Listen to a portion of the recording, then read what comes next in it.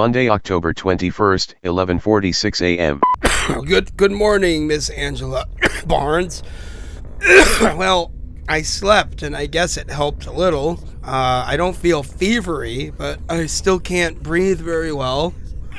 The coughing is a little less severe so far, but my lungs don't seem to want to fill up all the way with air, so that's a worry. I mean, I hope this isn't pneumonia, because if I die of pneumonia before I split that black trunk upstairs open, I am going to come back from the dead and haunt the hell out of everyone.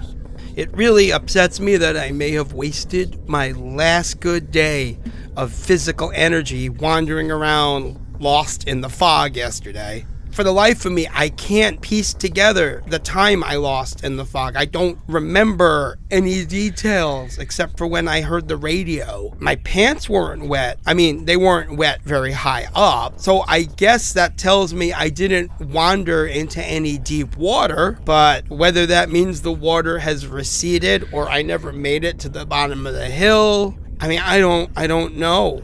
It's just what a waste of valuable calories with food being so low. And I'm also annoyed that I lost that really great walking stick.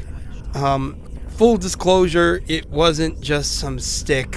I mean, in my defense, I wasn't going to wander into the fog blindly and grope around for a good stick to help me wander around blindly in the fog, avoiding deadly obstacles, you know? So it wasn't a stick per se, so much as it was like a staff that was some kind of a stage prop. It was all intricately carved and finished and probably expensive, but, you know, take it out of my pay if I live.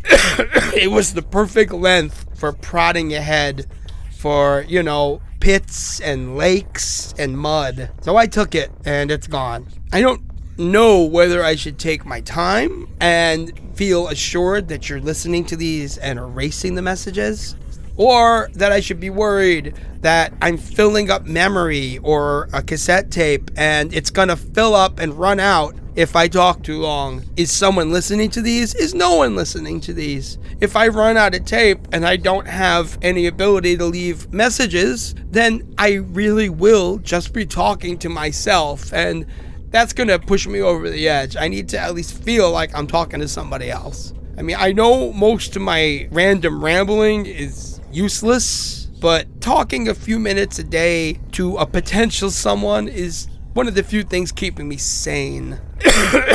Speaking of crazy, I had another dream about that trunk last night. Nightmare, actually, that's the operative word. It was the same as the first dream, where I was like locked up in a box and I was freezing. Only this time I was also aware of being really sick, like wasting away, and you know, I was squeezing my hand out of the trunk through holes and cracks, feeling around in the dark, and like grab and hold little animals, like, you know, mice and stuff, and I would just squeeze them till they just turned to paste in my hand and pull them in and just like suck the life out of them to stay alive. And it sounds disgusting, and it is, but in the dream it wasn't. In the dream it was so satisfying. I was so desperate to eat. And anyway, I was doing that, and I reached out and I grabbed another human hand. I grabbed hold of somebody and they tried to pull away, but I held on like with an iron grip with all my strength, because I could feel how warm they were, and how, by contrast, how dead I was in the dream, and how I wanted their life for my own. And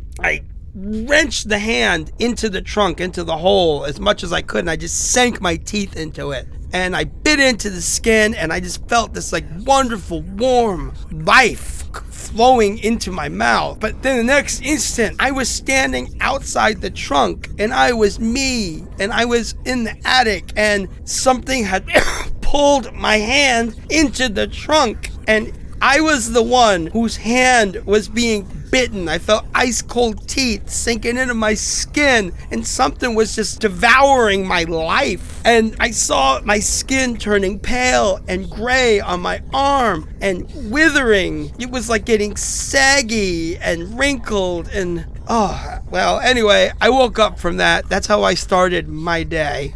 I guess that was a little bit of TMI. I'm sure you started your day at your delightful breakfast bar in your McMansion, having a cup of mocha. There's no point in just wasting my time being bitter. End of messages.